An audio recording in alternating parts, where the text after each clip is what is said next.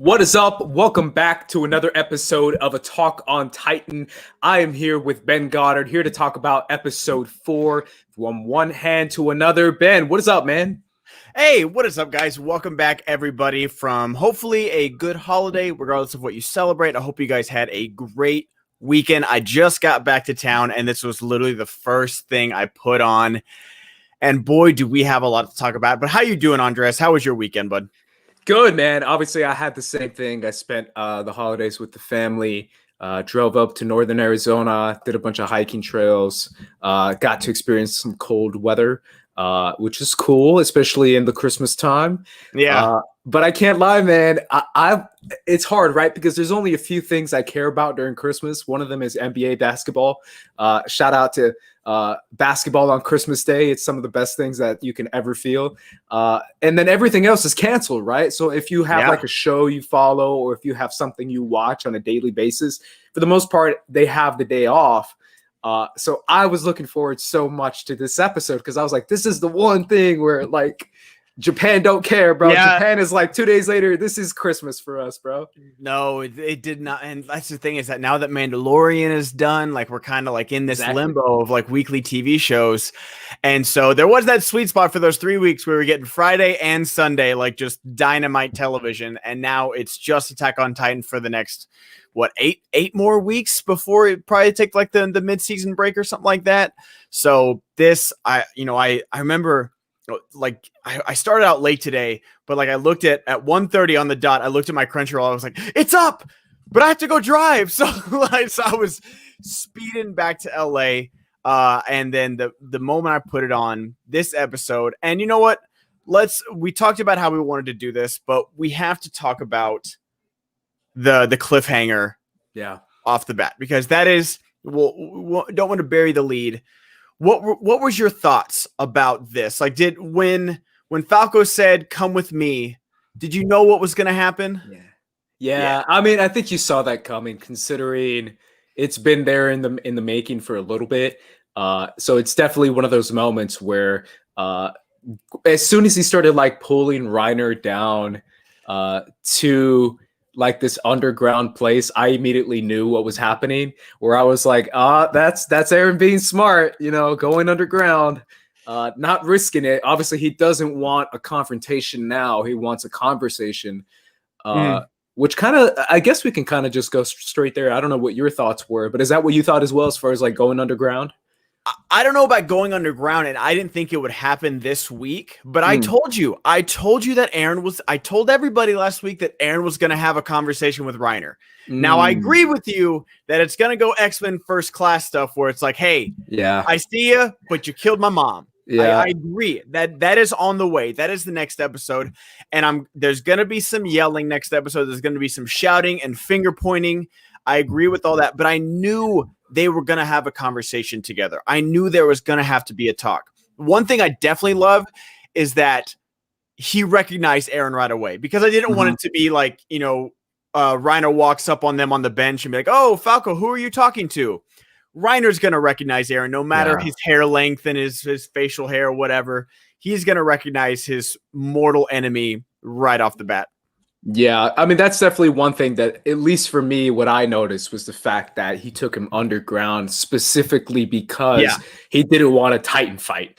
And that was one of those things where Eren is smart enough to know that. And I've rewatched the episode a few times now, so I kind of processed the whole conversation that Eren must have had with Falco as far as convincing him to do that, where I'm sure he was like, hey, go, grab Reiner real quick. He's an old buddy of mine. He's a military buddy of mine. Yeah. Tell him it's a surprise. Bring him over here and just don't tell him it's me, kind of thing. So it made sense to me. Hey, I've never met an Eldian warrior before. Can I meet one before I have to go home to my family? Something like that. Like, Falco's so he's so eager to help, especially with everything. So gung ho. Yeah. And we'll get to the letters as we go along the episode, but I just wanted to jump into that. Did you expect this to happen so fast? Yes, to be honest, yes, because I felt like you have to you have to get the story going. This is where it's going, so I feel like you have to get there. And if Aaron is there, we know for sure Aaron is there. That's Aaron. This is confirmation, because last week it's still considered speculation. But this is like official confirmation. I think this is definitely the place where you do it. You have to have this thing. And we still don't know where Reiner is at, right? Mentally. I mean, obviously he tried to kill himself last week, but we don't know necessarily where his allegiance are. We know his allegiance aren't necessarily with Aaron, but they're probably not necessarily with Marley either. So we might have a more mellowed out Reiner and Aaron conversation where they're not yelling at each other. Maybe, maybe they're more so mellow that they're just like, I don't know.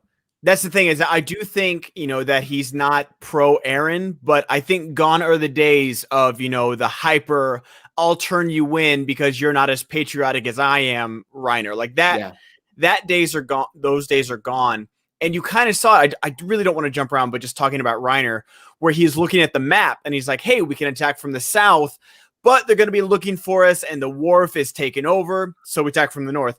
I don't know. The north, we don't have a dock there. And we know, can we land our ships there? So we attack from the south. I don't know. Like, it was almost like a comedy bit. It was where funny. Like he was literally like, I don't know if he was playing dumb or if he was just truthful. Like, hey, dude, I'm just giving you the facts here. Like, I'm not telling you what to do because I'm an Eldian, but I'm just telling you, like, we've lost ships on the south and we don't have anywhere to dock in the north. So those are my only two things. Like, but I thought that was like a little bit of like either stalling or misinformation or something along those lines, where he's just like, I think Zeke is still very, very pro Marley because he's on his last year, but I think Reiner's really, really starting to have second thoughts. Yeah, that's an interesting point, right? Because you can read that scene a million ways. You can read it as like Reiner maybe giving them like being like, hey, I don't even know if it's a good idea to attack to begin with. Maybe we don't have to go back to Paradise. Because obviously last week he was like, I don't want to go back. And maybe that's his way of being like, hey, it sucks. And Zeke wasn't in that meeting, was he? Oh, he was. He was? Okay, I didn't see him. I only got to watch the episode once, guys. Like I said, I just got out of my car, watched the episode, and now we're here. So I apologize. Ace is going to be the very informed one. But yeah, let's start it at scene 1, where Falco and Reiner are talking.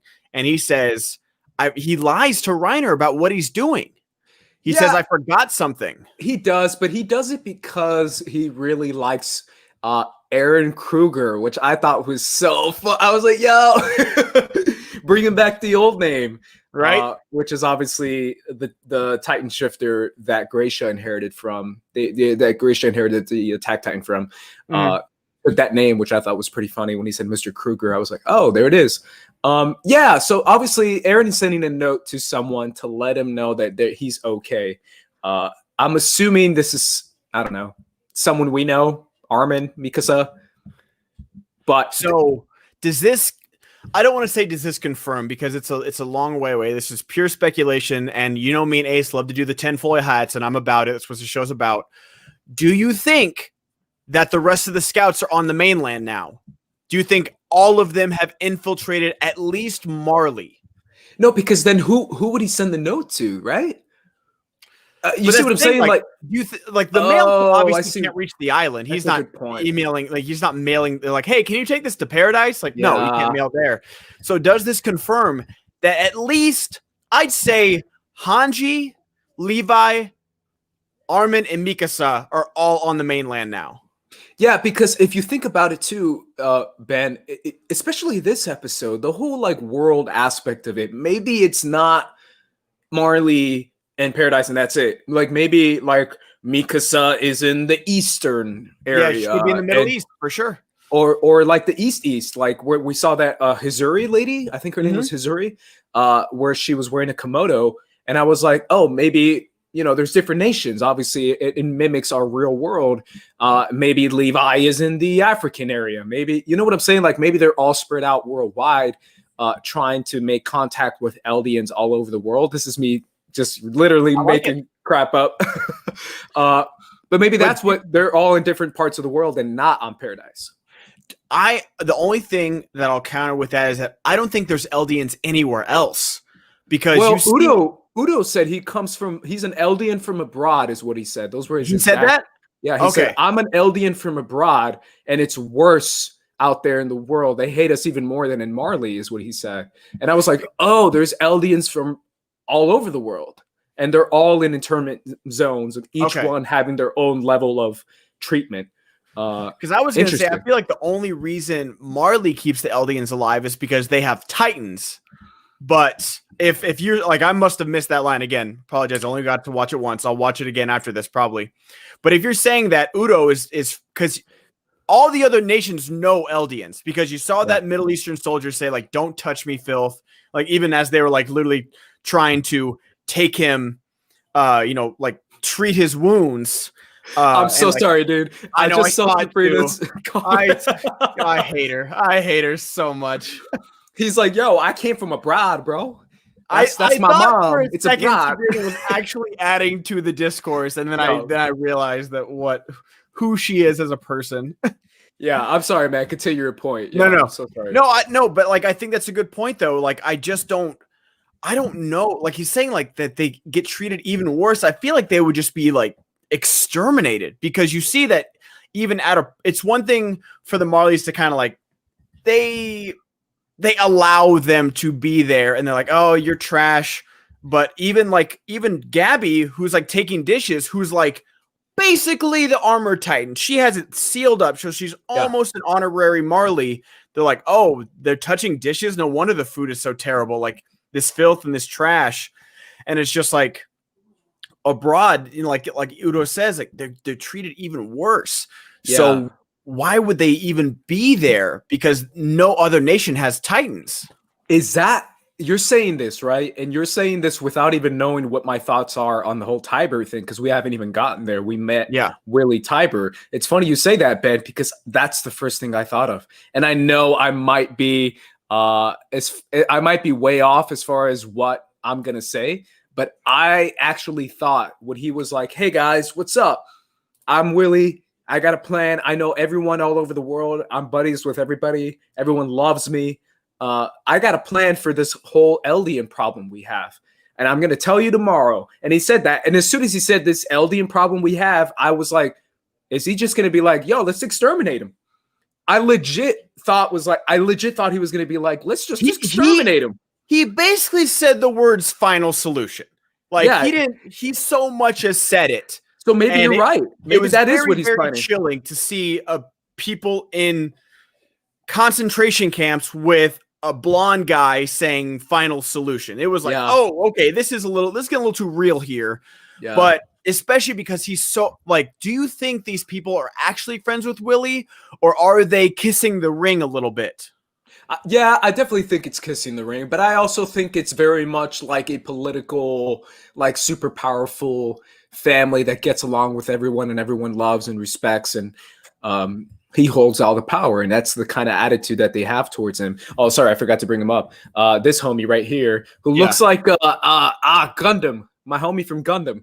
I need to watch Gundam. Everyone in the chat. I know. Oh, what was his name? Crap. Someone let me know in the chat who he looks like from Gundam that I know I'm referencing. While we wait for the Gundam name, percentage chance that he's not the Titan. That's the thing. Because he said the Warhammer Titan is among us in the Tybur family, and it's here. I'll bring up the Tybur family real quick. But it's not, he said, but he didn't necessarily say it's him.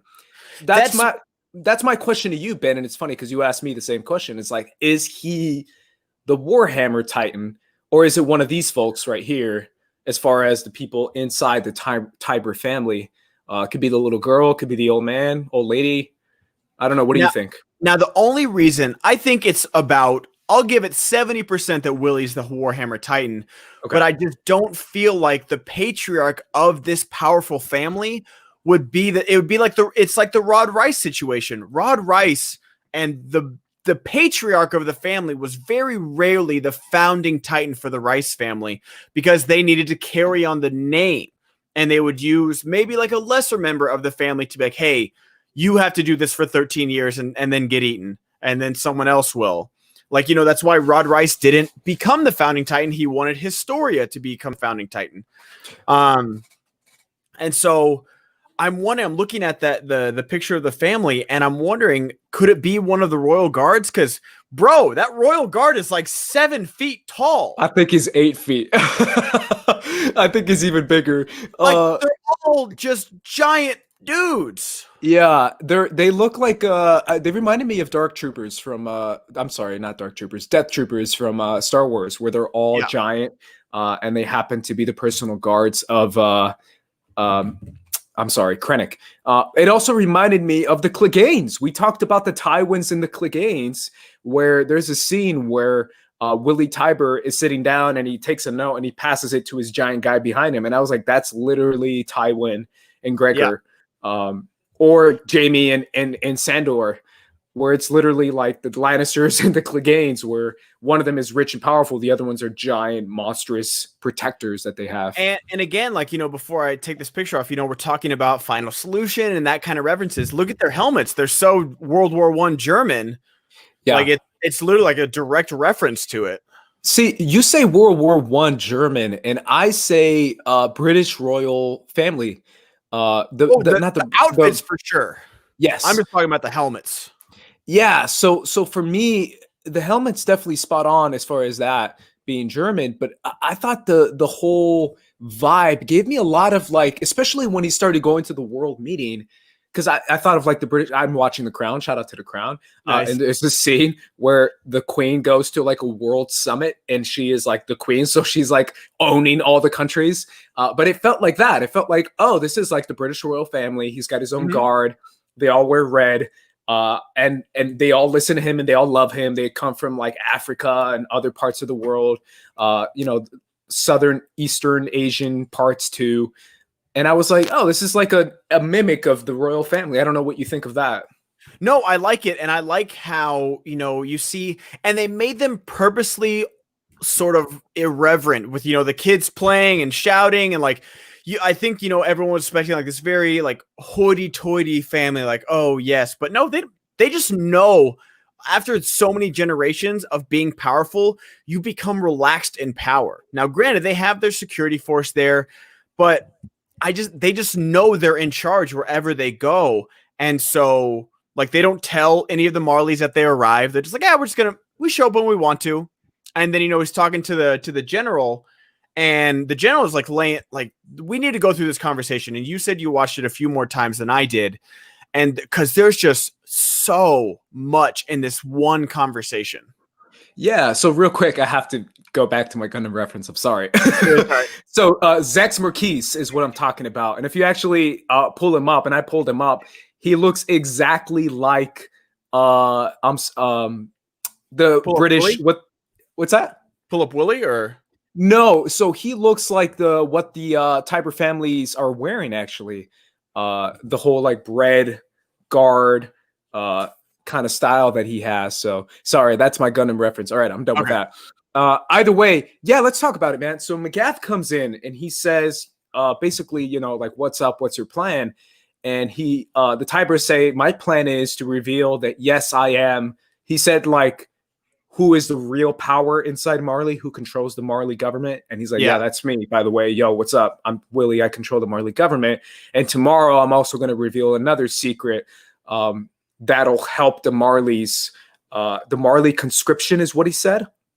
He also mentioned Helos, a great Marley legend who killed the devil of all earth 100 years ago. Yeah, I know. I saw you pulling up the picture there. And it's this legend of this human man who was able to defeat the devil of all earth, basically the OG, literally the OG, who it was just a man who defeated him. And that guy made a deal with the Tybur family, I believe is how it is. I might be off on this, but he made a deal with the Tybur family to join up and to join powers. And that's how the Marleys stole the power of the Titans, where they teamed up with one other Titan, and that happens to be the Warhammer Titan.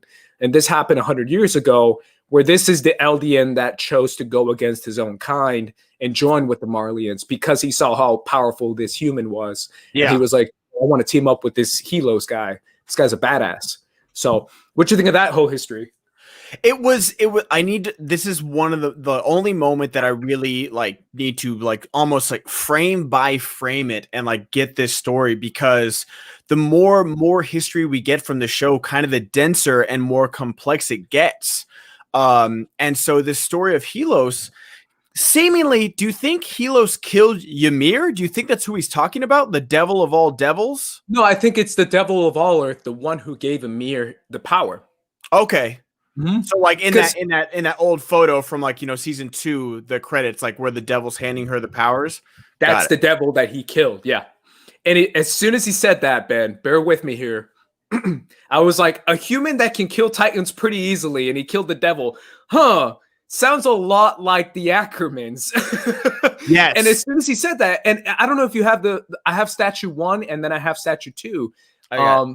But as soon as he said that, I was like, all right, I'm speculating here. But what if Helos is what if the Ackermans are a descendant of Helos? And then I saw this picture here with, obviously you can't see clearly, but then I sent you a picture of Kenny with his hat. Take this one down and I'll switch. Yeah, and I saw that and I was like, all right, I might be reaching here, but you're talking about a human who killed the devil.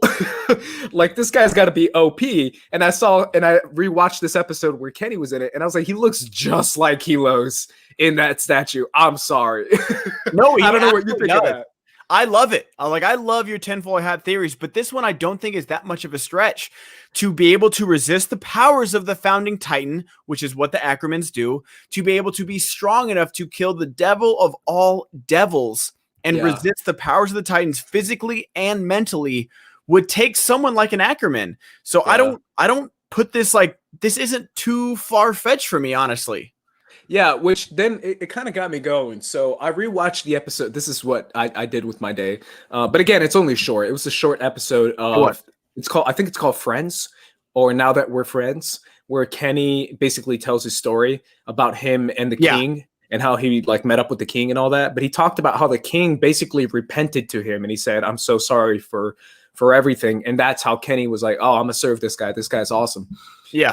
I almost feel like, you know how the king can keep all his memories from everyone in the past, and he can access them anytime. So he's everyone he's ever been at the same time.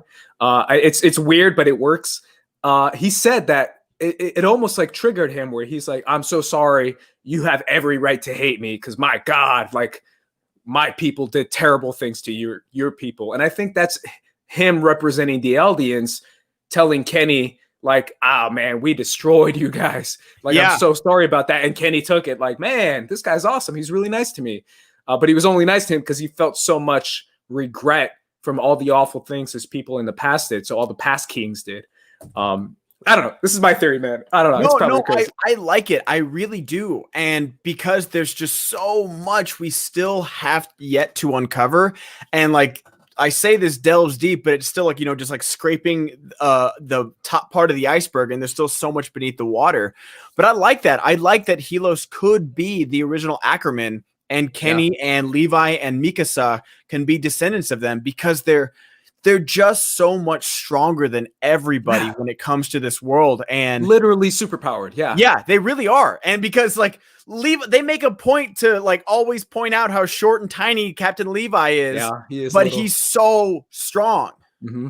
Mm-hmm. Yeah, I don't know. That was the first thing I thought of, which opens so many avenues for me personally, right? Because once I almost guarantee we're gonna have a confrontation, and it might just be a conversation between one of the Tyburs and Levi or Mikasa, one of them, and somehow they could be like, "Yo, why are you fighting me? We're homies. Like, we made a deal back in 100 years ago." And Mikasa and Levi are going to be like, "What are you talking about? I have no idea who you are." But I almost feel like that's an inevitable confrontation that's going to happen between them two, if my theory is correct. I don't know. Yeah. So I've already got Levi paired up against the Beast Titan and Zeke.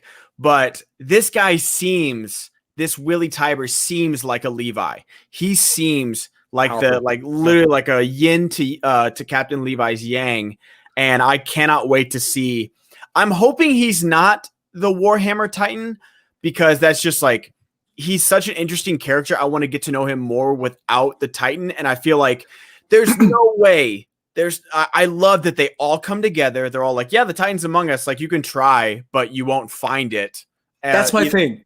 Yeah, because he said, I'm the guy with the wheel, not with the power. I think he said something like that, where he's like, I have the wheel in my hand. I'm driving the wheel, but I don't necessarily have the power. I almost feel like he gave it away when he said that, as far as like, I don't have the Warhammer Titan. I don't know if you decided yet who you think it is, but I almost guarantee it's the little girl.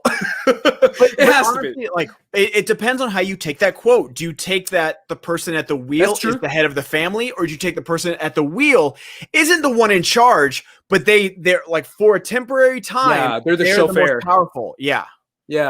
But I think it's the little girl, man. Maybe it's just because I feel like that's the most dark thing you can do for Attack on Titan. That's why I gave you the Tybur girl pick that I sent you. But I think it's this little girl in the corner right here. This girl right here? No, the blonde one. This one? Yeah. Okay. I think she's around Gabby's age. I might be exaggerating, but maybe around Gabby and Falco's age, and Sophia and Udo and all them.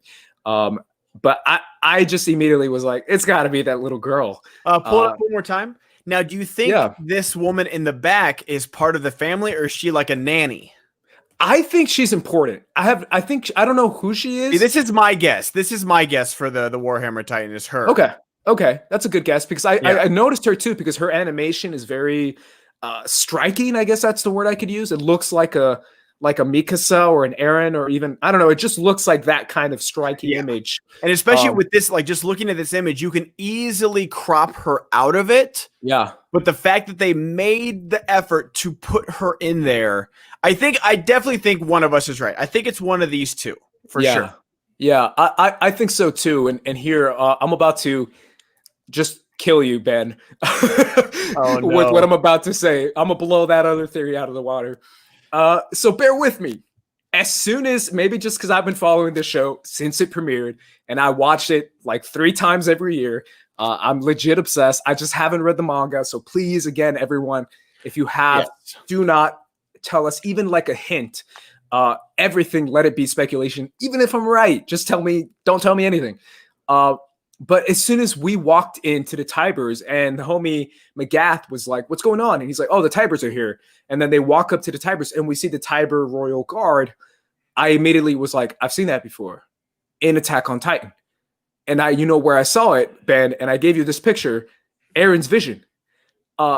In Aaron's vision, I clearly remember seeing a red Royal Guard kind of dressing, this right here. And I was like, oh my God, there's an Aaron Tybur connection, because Aaron's dream that we first saw in episode 1 in the pilot that I've watched a million times, which is called To You 2,000 years from now. That's what the episode is called, which again is another hint as far as like maybe Aaron is writing to himself, or someone is writing to themselves. Maybe Arben is.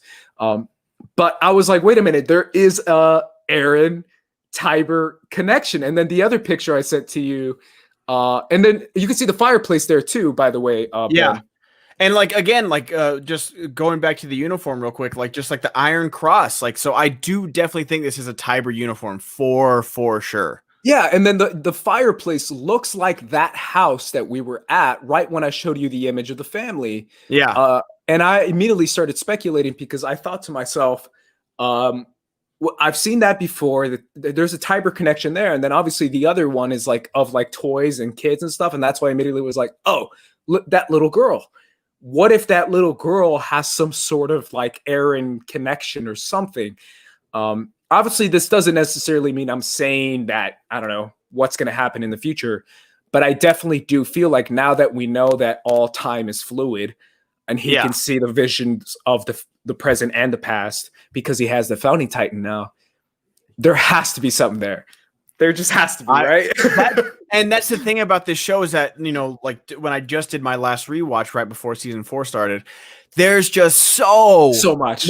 It's ridiculous towards everything. And it's from the first episodes on. You're absolutely, I didn't catch that. Yeah. That's an amazing pull right there. Yeah, I just pulled it out of my head. I was like, 5-pointer right there. Holy crap. Yeah. But you're right. Like, there's so many references to so much in like the end of season 3, the beginning of season 3, like all in season 1, where like you're just kind of taken away by kind of the roller coaster that is season 1. Like, whoa, Titans, whoa, ODM gear, whoa, this is crazy. And like, you're just kind of enjoying it at a very surface level, which is fine. The first season's all like, there's so much at the surface for you to enjoy. But then like when you talk about like your rewatches and stuff, that's where you get into where you find visions like that, where you find the references to the sea, to like stuff that like Reiner drops, stuff that Annie drops, stuff that Bertolt drops, stuff that Ymir like does as well. And so many different things. It's so hard too. If I'm being honest, like it's tough going back, but I love it. This is what's so fun. This is why I don't read the manga, and I love you guys who do, but this is why I don't. I love getting like little like tosses of information, like straight up like 2 inches of information, and then just throwing it at our face, and then we thinking it's inconsequential, and then it comes back 2 seasons later.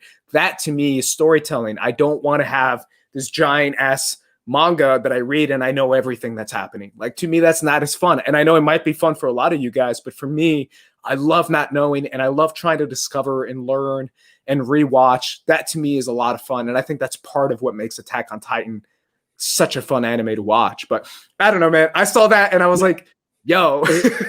You're absolutely right, though. Like, I'm sure you can get that same kind of stuff in the manga, and maybe like it's fleshed out a little bit more.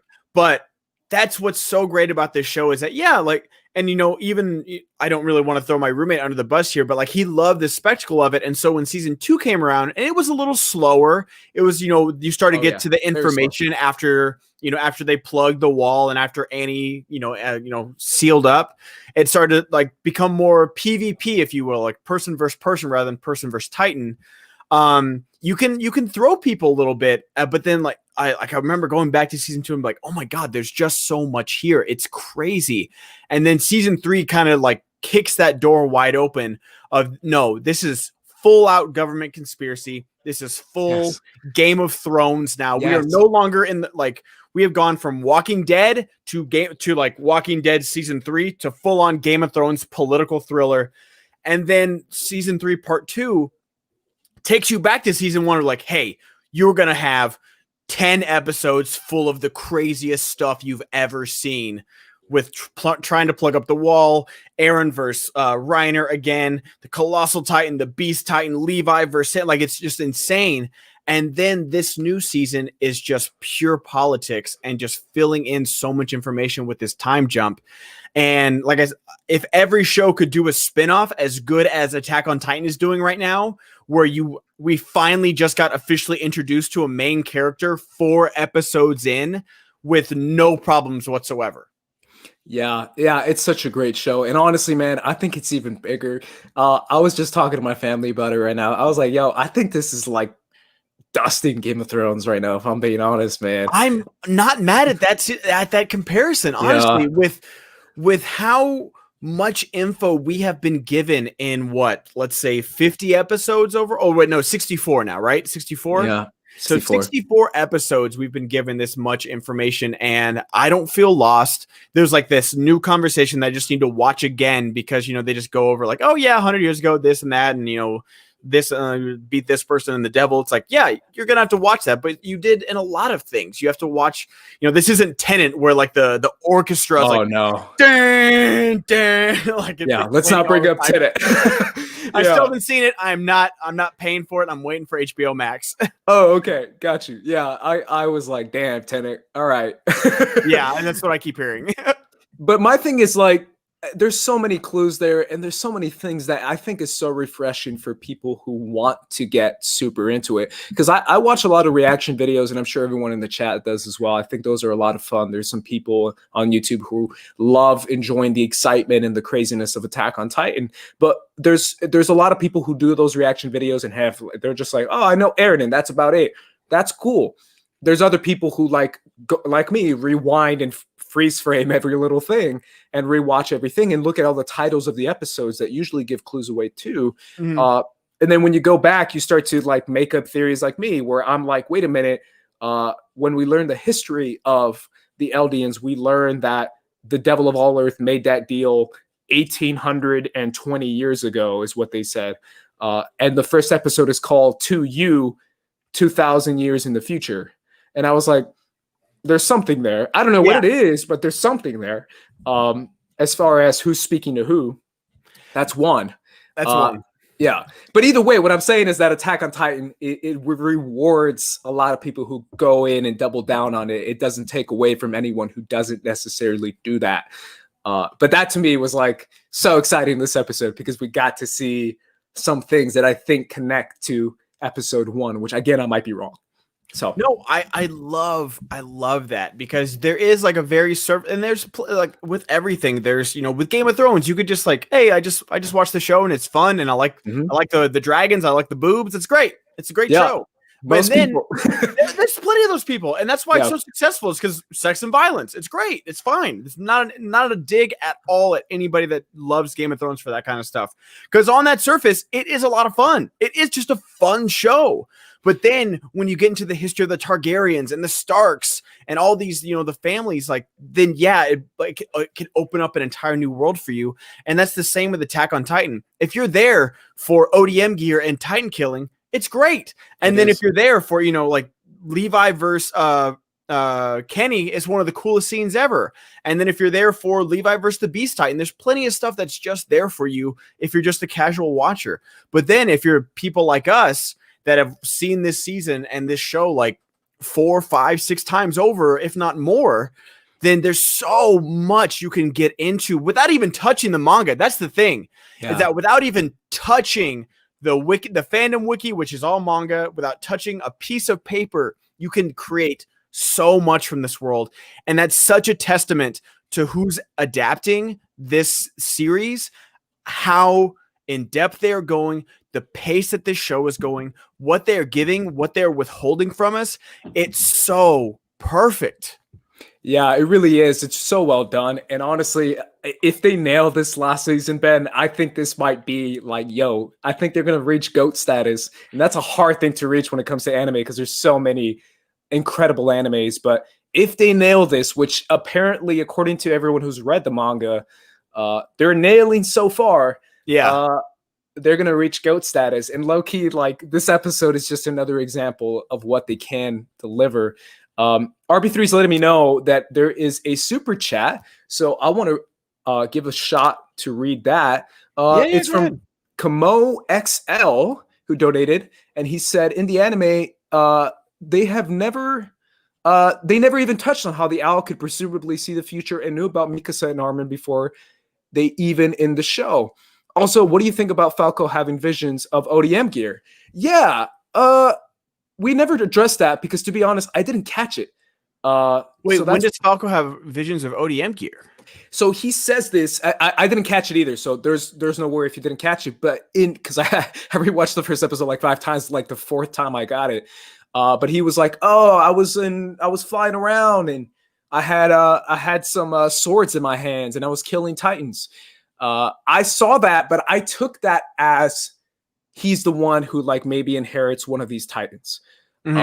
That's the one I was like, oh, then he probably takes over Reiner is what I thought. And maybe it's not Gabby.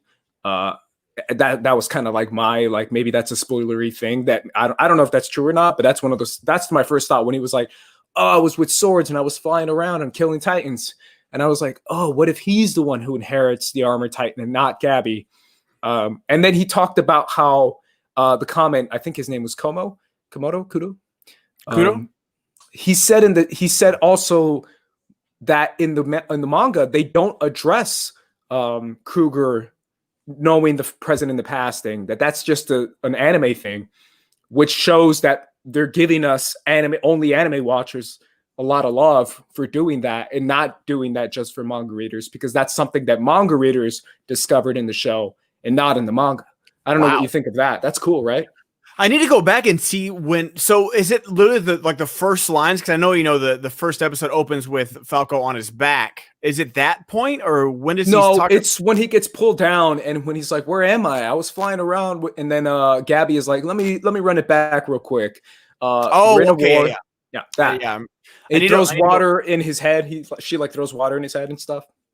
Well, they talk about Falco's parents, and we'll get to this point now with Aaron and his grandpa on the bench. Oh no, that reveal, dude! That was a crazy reveal. You caught that, right? Oh yeah. Oh my god! Go ahead and say it, because I was right. I was like, okay, his name's Jaeger. Is he does he know? And then when he started telling the story about how his son got his daughter killed, and like he had to, and so we've had this vision from Aaron's dad, from Grisha, that his father was a coward. He never stood up for himself. And you can see that this moment mentally incapacitated him so much so with his PTSD that he's in a mental hospital. Like he has never recovered from losing his daughter the way he did, and then having to basically kiss the guy's ass that day who's like threw his daughter to the wolves, literally. Like had his daughter get torn apart by dogs, and he had to be like, "Oh, I'm so sorry, sir. Like, I'll never let my son do something like that again. My daughter was at fault." Like, so he completely is ruined by this moment. And Aaron is a changed man. Yeah. Because old season 3 Aaron would have gotten up and beaten his grandfather to death with his cane. Yeah, he probably would have. Season 3 Aaron would have blown his cover. He would have gotten everybody killed. He would have lost both Titans. This would have been game over right here. Season 3 Aaron. Season 4 Aaron is somebody different, and I'm so excited. Going back to the post-credit scene, I cannot wait for this next week. This is my most anticipated. Y'all can have Mando and Rogue Squadron and maybe not Amazon Lord of the Rings. I'm still waiting for that series. That's a big one. But other than that, this is my most anticipated episode of television, I think, in the history of my life. Yeah. Because Aaron has completely changed. He is a new, different person that he doesn't even blink. He doesn't stutter. He doesn't show, like, there's no, like, those anime flickers where, like, the audience can see it, but, like, I'm watching Death Note, and there'll be, like, a flash where light goes, "Oh, no, he might discover who I am," but it's just for the audience. There was nothing. He was stoned. Aaron's poker face is tier 1 right now. Yeah, I mean, there's definitely a lot there. Obviously, that's part of my thing too. As far there's as a break next week. Oh God! Yeah, there is. I saw that in the chat too. But also the fact that first of all, I think Aaron is like strikes one more time. I know. I think Aaron is hanging out with Levi a lot more. Maybe training with Levi a lot more. We saw that at the beginning of season 3, actually, when he was trying to get the hardening down and was trying to get the transformation quicker with Hanji and Levi, who were both like dual training him. That's one, as far as him being like super like different Aaron. Yes. And also it shows that Reiner's also a different guy too. Mm-hmm. So we might see that confrontation be a little bit different than what we imagined. Maybe, I don't know. But yes, dude, the reveal that Falco and Colt's dad is the guy who got Grisha to join in with him and the Restorationists. It's that guy. And I was like, oh, shoot, the guy who like pulls up in his jacket and he's like, the scar means that I'm a patriot. Wait, the guy that literally like right before he gets turned, he's like, why did we ever let you join? Is that him? Okay. I know Falco exactly what you're talking about. That's Falco's dad. And I was like, no, that's so dark. I did not imagine they would pull that reference. That's what I love about the show, is that we think so much time has gone by, but literally seasons, besides the 5-year jump in season 1 and to season 3 is like 4 or 5 months. Like, it's nothing. And so like, maybe like, the end of season 3, like they do another time jump, with like the winter and like the machine going quiet and stuff like that. But there's like 3 months between where Wall Rose gets taken down and then they rebuild it. It's crazy that not much time has gone by, but besides the time jumps in this show, the time that we've actually seen. So like the fact that, Aaron's grandfather would still be alive. Like, this isn't that surprising, but it's just the crazy, most subtle, like, crossover episode you've ever seen.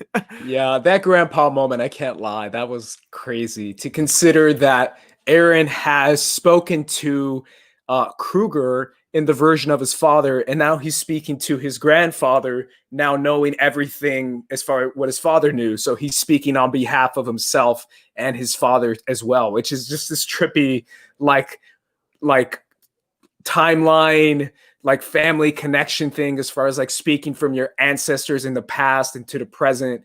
Like, it really touches on a lot of crazy subjects when it comes to that moment. That's why that was my favorite moment from last season, or at least one of them, was that moment where Eren realizes that he's talking to himself in the past and in the present. I was like, what? He's giving himself the information that in the past that he's telling himself now. I wanted to highlight one of my favorite like meta moments in the show is when it's like the whole Grisha flashback and he's about to get the Titan. He's like, the Titan that I have is called, and it flashes back to Eren's like, the Attack Titan. And Hanji's like, what'd you just say? Yeah. You just said the Attack Titan to yourself, and now you're saying you didn't say anything? Like, I thought that was like so funny. Where it was like a moment like in Community where they're like, hey, Abed's got a plan, and then everyone leans in and he's like, Abed, there's no one cutting away. You have to tell us what the plan is. It's like, it was like that moment. And I always love that moment of like, just like kind of Eren's like talking to himself, living in this past, and he's not realizing like the Attack Titan. What? Oh, sorry, I didn't see you there. Yeah, that was a great moment. And obviously the fact that Eren is telling himself the information of now in the past, it was just like this weird trippy thing where I was like, oh, he's knowing this because he's telling his past self to tell himself in the future to tell him this. Crazy Back to the Future type stuff. But that moment is incredible. And obviously him talking to his grandfather was a crazy, crazy moment. Definitely probably no love there as far as Eren goes. I don't see this Eren having a lot of the emotion that the Eren in the past had. I just don't. Which I don't even know if that's necessarily the best thing. I know it might be good for now, but maybe not in the future, as far as maybe he doesn't have a lot of heart for Reiner's past or for Falco's past or for anything like that. Maybe he's going to use Falco as a tool and Eren doesn't give a crap anymore. I don't know. We'll see, obviously, in the present as far as future episodes to come. But that's a crazy moment. You heard Eren's last line, like, me and you are the same person. Yeah. So I think he's learned everything Reiner has gone through, and I don't know what's gonna happen. Like, I have no idea. It's so crazy because like there are beats that you can see coming in a TV show, just from our jobs. Like, we do this as a living now. We're like, oh, we like there's patterns, there's like ABA, like stuff like that. I honestly don't know what's gonna happen next with Eren and Reiner, because I don't know if Eren's gonna be like, dude, I get it. I've seen it from this side. Like, we were living in our little bubble over there with you guys coming in and killing everybody. But I see why you did what you did, why you had no choice, basically. And now I'm here. Let's do this together. Yeah, like, I'm here to help you. I also think this has a lot to do with the Tyburs. Obviously, we haven't talked about him a lot yet. But I think whatever the Tyburs are planning, I think Eren somehow knows. And maybe Eren is going to be like, yo, Reiner, we got to team up because the Tyburs are about to exterminate our entire species. Yeah. Because that's the solution. Because when he said solution, I was like, oh. And that's the thing. Like, we know that technology is officially caught up to Titans around the world. And so I think the Tyburs are going to be like, all right, then we don't need Titans anymore. And we don't need Eldians anymore. So bye. That's what I thought. I was like, is this going full genocide? Yeah. And I think that kind of Zeke and Reiner aren't getting the writing on the wall yet because they're obviously not informed and they're not in those meetings. But I think somehow Eren has that information, or he sees like where the war is going, how that last one barely last second shot got won. And he sees like what, because the Tyburs, they're still Eldians. They have all the power. So they're going to do anything they can to not lose it. And so if that's exterminating their entire race, their own people, to keep that power, they're going to do that. Yeah, because they would just be the only power left. Think about it. Exactly. Like, if there's no other Titans left, if we have the only Titan that we're passing from generation to generation, then that's fine. We'll do that. Yeah. And whenever the Titan gets passed down to some random person, we'll go kill them, and then that'll be it. Yeah, for sure. That's why I think there's something there that maybe Eren is going to be like, yo, before he makes his big speech, let me talk to Reiner real quick. Let him know, like, yo, man, this guy's planning like extermination. Like, you can't be on this guy's side at all. And then I just keep imagining Levi undercover as a Tybur royal guard. This 5 foot flat homie. Right. Like, all these 8 foot Being like, what up, bro? What you gonna do, fool? Like, I want to see that, that comedy moment where he knocks one of them out and tries to put their uniform on to disguise himself, and just like draped over his sleeves, like, oh, I fit right in, guys. What's up? It cuts to Reiner being like, where'd you get this information? And he's like, I have a guy on the inside. It cuts to Levi being like the shortest dude, like a line of them, and just the line, and then just like the spike at the top of the helmet. That's all you see. Yeah. Now, do you think that royal guard that answered the door, because you notice all the royal guards are on the outside, do you think that one royal guard could be the Warhammer Titan? Ooh, I never even considered that. Oh, that's a great one. Yeah, because he's so freaking big. Like that guy's so like big, 8 and he's on the main thing is that he's on the inside. Yeah, it's literally like Gregor Clegane. It's like the mountain, like having your executioner. That is their mountain. Yeah, you're like one designated warrior who just goes out and kills anyone you want to kill, like Tywin. I'd never considered that. That's a really good point. I just consider him as like personal bodyguard or his number 2, but that's a great maybe. I definitely think he's like the head bodyguard, like the go-to guy, like, you know, in John Wick where you have that one main guy that's like hard. There's always like, you know, there's always the boss, but then, you know, there's always the little boss that's harder to beat than the boss. Yes. Yeah. Like the 2 blonde guys from Kiss of the Dragon, like that. Yes. Yeah. There's a lot in superhero movies and in other movies as well. I love that. To me, that's one of my favorite. A lieutenant in Legend of Korra is a perfect example for Amon, where he's like a badass who can fight anyone, but he's like number 2 to Amon.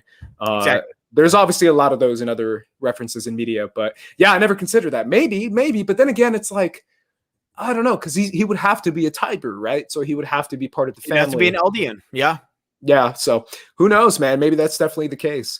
Either way, we got that, and then let me touch on this real quick. I didn't think it was important, but they kept talking about it, so I was like, I guess I got to bring it up. I think it has to do with the family, but they kept talking about the demolition of the home and how the home is like outdated and they have to tear it down. What'd you think of that? Because I have my theories. Which home were they talking about? Huh? Which home were they talking about? Like the entire town? I think they said the family home. I think they said the Tybur home he said it was outdated. And he's like, a demolition of the whole home. And he's like, yeah, man, it's barely standing up. It's got rats in the walls. Like, this thing's got to go down. And I was like, why are they talking about this? I don't know what you thought of that moment. I think this is part of the scouts' plan. I think this demolition, like they somehow, and I'm wondering if they're ever going to tell us in like, you know, a flashback episode of Aaron getting into Marley, getting into the camp, becoming, you know, this undercover agent. I think they have this inside source that is telling them that either the Tyburs are already on the side of the scouts, and that would be the biggest twist of all, that they literally already have the Warhammer Titan on their side, which I think that's like less than 1% chance. But they have all this information, and so this demolition is just a diversion or distraction, because there's this play that Tybur's putting on. Like, he's like, this is my first full production. So they're going into like this 5-act play of how they're going to exterminate the Eldians. And it's something like that. And I don't know what it is. And so I think this has to do with the scouts plan, but that's my guess. Yeah, my thing too was like, I think this goes back to Aaron's vision, as far as me pretending this is Aaron's vision, as far as him seeing the fireplace, him seeing the toys. Like, maybe this is some sort of nostalgic dream that he was having, that the Tyburs had, and that home meant a lot to them. So maybe that's why they kept bringing it up, that like it was important. Like, this Tybur family home is really important to us, and the fireplace is very nostalgic or something like that. That's what I thought of. I thought it was like a throwaway kind of like, this house is important because it's the home of the Tyburs. Also, I kept imagining what you were saying, by the way, as far as the demolition. Cersei and the Sept of Baelor. Where literally like Falco leading Reiner down the path is like the whole explosion of the Sept of Baelor, and this is all how they don't let Tommen go to the Sept of Baelor. I think that's what the thing is. I think it's literally what it is. Aaron knows that all the other warriors, they're too far gone. He doesn't know any of them. He hasn't learned them. Like, he knows Zeke's dead. Levi's killing Zeke. Even if Zeke came over and be like, I'm on your side, he'd be gone. Levi would be like, oh, cool. I'm gonna have someone else eat you, and then we'll have the Beast Titan. We don't need you. Yeah. I like when we don't know. They don't know Peak or Piek. They don't know who's Jaw Tightening in Galliard. They don't know Galliard. And so I think they're just like, Reiner, you're gonna come over like to the safe zone today.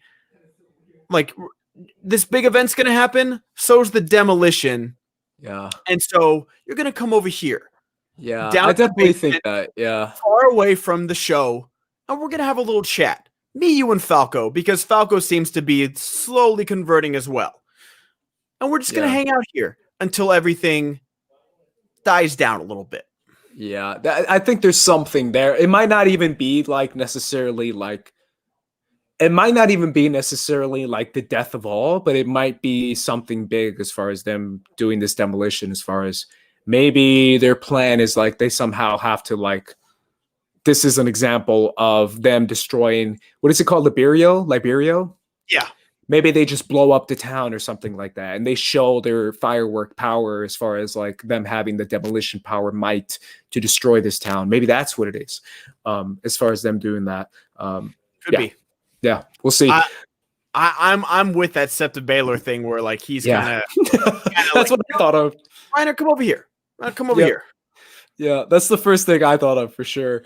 The only other things in my notes are Hizuro, which is the Japanese either home or nation or lady's name, which kind of reminded me of that Mikasa comes from an Oriental country. Yep. Yeah, so that's probably her homeland. And why do you think? Is it because she's seen how her people get treated abroad that she saved Udo? Udo would have died right there. Yeah. I don't know. That maybe it's I just think they're kind of implying maybe this nation is kinder than other nations. Maybe that's what the implication is, as far as this Eastern nation is kinder than maybe the other nations, and maybe that's why she spared Udo, because she wasn't necessarily super nice. She still said, "Hey, homie, you would have died," but she still saved him, which to me implies maybe she was just doing it to show hey, if we're going to trust any nation to treat Eldians a little better, it's this one. Let's go to Hizuro. Maybe that's what it was. I think that's probably and that's the thing, is that because we haven't seen, it'd be one thing if it was just the Marleys that hated the Eldians, but we've seen, the Middle Eastern army guys are don't touch me, demon. We saw other people at that dinner. They're oh Udo my God. Yeah. Udo brought it up. And then even at the dinner, they're oh, don't even touch the dirty plates. Get out of here. And so that was such a curious moment to me. And it surprised me, though, how viscerally Udo reacted to it. Now, I'm not saying that I could ever get used to something like that either, but where Udo comes from, saying that it's worse than it is in Marley, and then the way they get treated in Marley, you'd think he'd be able to, in at least a professional setting, just kind of smile and take it. But no. I think Udo's at the end of his throat, man. I think Udo's tired of this shit. Yeah, Udo is the type of homie who's gonna inherit the power and just wreck shop. Yes, yeah, he's gonna wreck shop. If he inherits the power, for sure. I think he's over it. He's so over it. I definitely think he would be low key on board with Team Eren right away. Yeah, Eren shows up. He's like, "Hey, we're gonna wreck. You're gonna." And he's like, "Where's the car? Whose car we taking?" Yeah, whose car we taking? Straight up the town. He's like, "Yo, we're gonna wreck some stuff. You want to come with me?" He's like, "Whose car we taking?" Udo is that guy. He definitely is the kind of guy who's over all this stuff right now. Cool, man. Any other notes or any other references or things that you want to touch on? Because I think I got through most of it. I think we're good on the full episode. But again, we always talk about the season 4 poster. It seems like we're coming to this moment where Reiner standing in the wreckage of Liberia with the scouts on the roof and Eren in Titan form above him. Yeah. Now, what decision he's going to make, whether he's fighting with Eren or against Eren and the scouts, that's still up in the air. I still think he'll do both. Or both, yeah. I definitely think there's gonna be a confrontation, a physical one between them eventually. I don't know if that's like Endgame, as far as like they already destroyed Marley and now they have to fight each other or something. It's gonna be like Assault on Precinct 13, like, you know, when when Lawrence Fishburne is with Ethan Hunt, he's like, "Is our shit on hold?" Yeah, our shit's on pause right now, and it's gonna be like that. Enemy of my enemy is my friend, and I think they're gonna be able to use each other to defeat Marley. Then it's gonna be like, all right, ding, ding, ding, it's time now. Like, yeah, and then he's gonna ram the Stormbreaker inside his chest and say, "I told you I'd kill you for that." Exactly. I'm referencing Infinity War now. He's gonna toss the sword in the air and put it right through his brain. Yes. I agree with everything you did, but you killed my mom. Exactly. Yeah, this is all these other references to other movies that we're making is amazing. Yes, absolutely. Either way, for anyone who's been watching and listening, thank you so much, guys. I've been avoiding looking at the chats, so I'm sorry if I ignored your guys' comments. I'm so afraid of spoilers, man. It's not even funny. Dude, it's bad. We are risking this every single week, and like I don't even because I saw like you guys tagging me in the tweet. I haven't even said that I'd watched it yet because like it's like I'm so scared because this show is so fresh. Like I had Force Awakens spoiled for me. I had plenty of Game of Thrones things spoiled for me, and now I literally, I mean, even last week with Mandalorian premiere, and I'm still not going to try and spoil it, but if I hadn't started watching at midnight, it would have for sure. What I do. Yeah. You have to do that nowadays. So me and Ace, we thank you guys every week because we know a lot of you guys in the chat are manga readers and you finished it and you're just watching the anime to see the adaptation. We really, really, really thank and appreciate y'all for not spoiling anything for us because I am going to go back and read the manga because I want to see the differences. Me too. But I am enjoying this ride as a strictly anime watcher, and we have like about 12, 14 more weeks to go, and then you can talk to us all about the differences with the manga and the anime, and I want to hear them. I really, really do. I want to hear them because we're going to continue this show after this final season and go back and talk about all the Easter eggs in season 1 through 3. But we just want to thank you guys again for not spoiling anything. Yeah, it really is an incredible, remarkable journey so far as the stories we've gotten inside these little areas. And now that we know that it's inside an actual tiny island compared to the rest of the world. So now that we're getting big picture stuff with Tybur and with all this other stuff, it's really incredible what Attack on Titan is doing so far. So obviously anyone who's still in here, thank you so much for doing that and for joining us and for talking to us. The audience is slowly growing too. Like we're picking up some momentum. I'm liking it. Yeah, absolutely. And obviously the other only thing is that the Warrior clan, the Warrior kids having fun. That's the backdrop that I have right now. Of Reiner. How intense they were. It was so sweet. Where like they're like, it's like we have their ice cream cone and just like, taste this. It was like an anime fight moment with ice cream, and it was so great.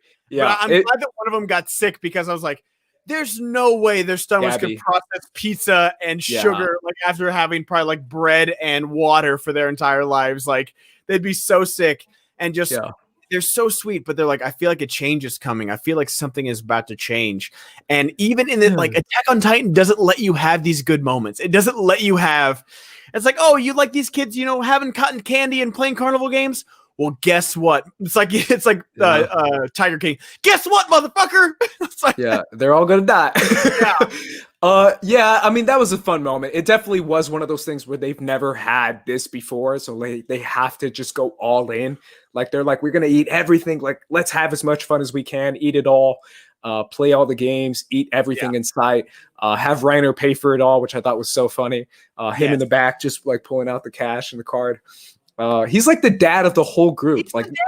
He's the dad of the whole group. Like even Peak and Galliard are like, bro, did you know that moment? Is there some odd sexual tension between Peak and Galliard where she's like on all fours and he's like, what are you doing? She's like, I'm just more comfortable like this.